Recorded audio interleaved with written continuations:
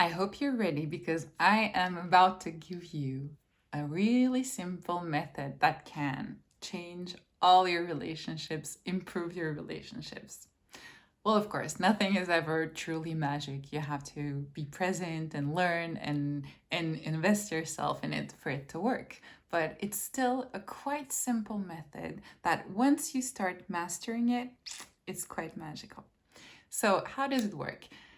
It's called nonviolent communication, and the purpose of this method that works in 5 steps is a communication that helps you improve experiences or situations or different kinds of moments in your relationships that were hurting you, that were not okay for you, in a manner that is not trying to make the other person feel guilty. You're not trying to win against the other person. You are being positive and constructive, and your purpose is to improve the relationship. It's to go beyond the obstacle together. And you only use nonviolent communication with people that are important to you and people that you believe are meaning well, that they do care about the relationship as well. Because someone who has been really mean and insulting you and all these kinds of things is probably someone who you should let go out of your life. But if you believe it's a person who is worthy of the effort, worthy of your presence and trying to improve things, then you can use nonviolent communication.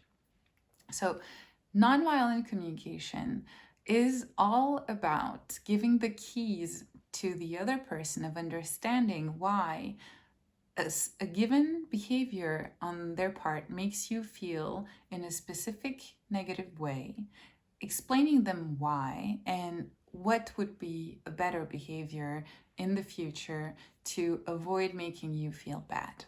So let's start with an example. Let's say that your loved one has spent lately 6 days out of 7 outside with other people and you never get to see your loved one. That makes you feel in a specific way. So let's go with the example. The first sentence has to be an observable, neutral description of the behavior. No exaggeration, no comments. So here I go. Honey, when you have things to do with other people 6 evenings out of 7 in a week, I feel, so that's the second level of the sentence, I feel, for example, sad and worried about our relationship. You can see in the video I did about the emotions that there are 3 types of negative emotions. There is anger, there is fear, and there is sadness. And in that video, I also explained to you what needs each of these emotions can be signaling to you. So before you do the nonviolent communication, you need to have determined yourself why you feel that way about what happened, about the behavior, and which fear or need, what is it related to? So anger is related to being disrespected. So in this situation, I don't feel disrespected because my loved one didn't owe to me to be with me a certain number of days in the week. But I feel sad and a little bit worried. Why? So I have to explain this to the person. If I had started my sentence saying, when you live your life as though I didn't exist, as if I didn't exist, okay, you're being a drama queen and your loved one is already starting to prepare for defense. So you ruined all your chances for communication. If there is combat, there isn't communication. If you want to be seen as a victim and if you want the other person to feel bad, you're not communicating. You're just being a victim. It's pollution. It's not constructive communication. So if you tell the person, when you're out 6 days out of 7, 6 nights out of 7, without me, without calling me, without trying to organize anything with me, I feel sad and worried. And now we go to the third level, third step, because Now, in this sentence, I need to explain to the person why this behavior makes me feel that way. What does it mean to me? So, I feel sad because I wanted to see you at least 3 times this week. I thought about you many times, and because you didn't seem to feel the same way, I felt sad because it made me feel like we don't have the same kinds of expectations out of this relationship. And this worries me because in the long term, I'm worried that this is not going to work out. Okay, this is not an ultimatum. I'm simply explaining to the person now what I feel and what it makes me think because I care about this relationship. And so now I'm going to go to the next step, the fourth step, and I'm going to give the white flag. I'm going to remind the person that I am here because I care. So the sentence is, oh, and I'm sure you didn't mean to make me feel that way because I know you care about me. I care about you. So can we have a talk about this? So it's not all that sentence. The fourth level, you can just say, I'm sure you didn't mean to make me feel that way. At that moment, the other person can want to give an explanation and show empathy. So if the person loves you, at that step, normally seeing that something they did hurt you must have touched them. So if they truly love you, they're going to be, oh, I'm sorry, honey. Not because they're wrong. Maybe there is a reading to what happened. They're just sorry because you were hurt. That's love. If something I do hurts you, even if I didn't mean to, it makes me feel bad that you're hurting because I care about you. So maybe ideally the person will say something like, oh, I'm sorry that you saw it this way and felt it this way. I have a friend who came from abroad and I hadn't seen them for years. So suddenly I found myself trying to balance the workload of the week and trying to see the person as much as I could before they leave this weekend.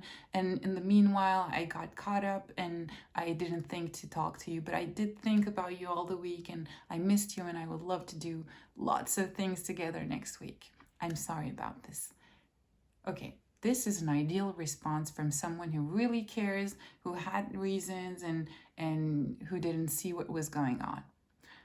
And then you can go to the last sentence, last step of the nonviolent communication and tell them, oh, okay, I get it. It happens sometimes. Then you offer compromise. You offer a new type of behavior that will avoid you having to experience this thing again in the future.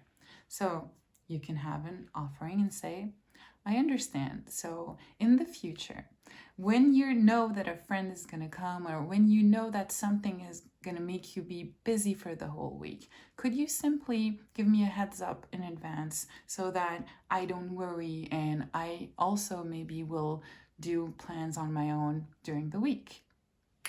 Ideally, he or she or they can say, yes, let's do that. I'm sorry, it won't happen again. This only happens in relationships where you're equal to equal. No one is trying to dominate. No one is fearing to be dominated. No one is trying to win over the other one. You are just two adults communicating. Feelings are not scary. We feel them. They signal things.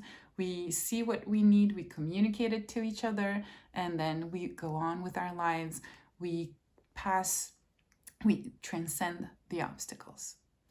But sometimes you will bump into some people who will, just after you gave them the white flag, or maybe they won't even let you go that far, and they will be like, oh yeah, you always exaggerate. It's just because we didn't see each other 1 week, you're already here and doing drama, you're sad and worried and okay, no.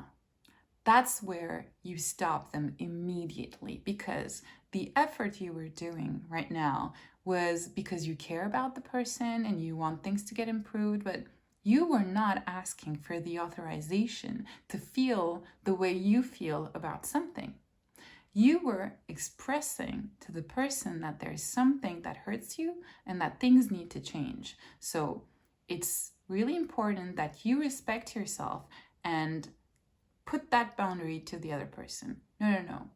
You cannot tell me how I can or cannot feel about something. We're in a relationship, and if we care about each other, if we want to go on having this relationship, we need to respect each other's emotions, each other's readings of situations. We can share our realities, our truths, and how we experience things, but this is how I feel, and you need to respect it, but we can together find a new kind of exchanging, communicating, behaving that will work for the both of us.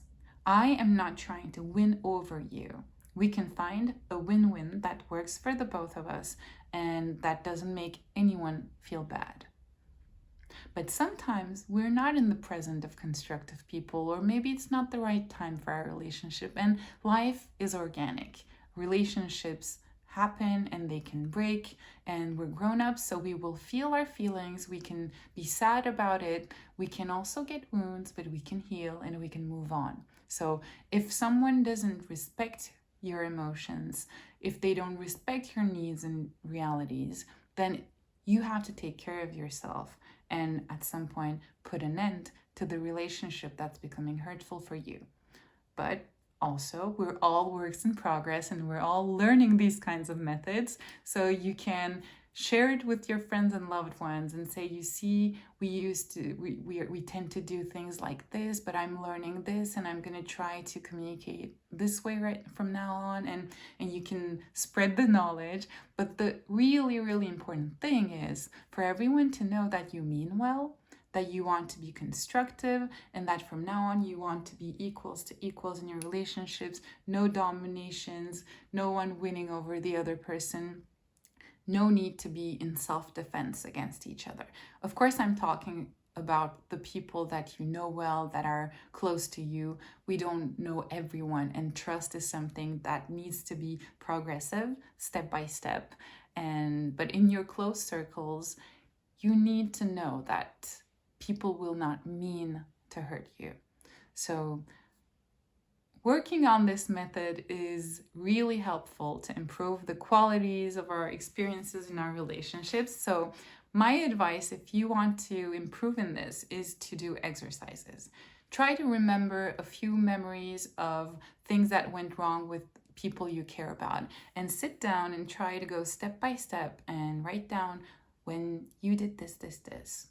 Was I observable? Was I being neutral in the way I described what happened? Can the other person contest this? Am I being a drama queen and exaggerating things? Am I using the right level of emotion also? Because when you're going to say, when you did this, I felt this way. Anger, sadness, and fear, they can have different types of words with different levels of intensity. You can be furious about something, or you can be a bit bothered about something. You see the difference? The first one, furious, is because someone slapped you in the face, or someone did something really that deserved this level of emotion.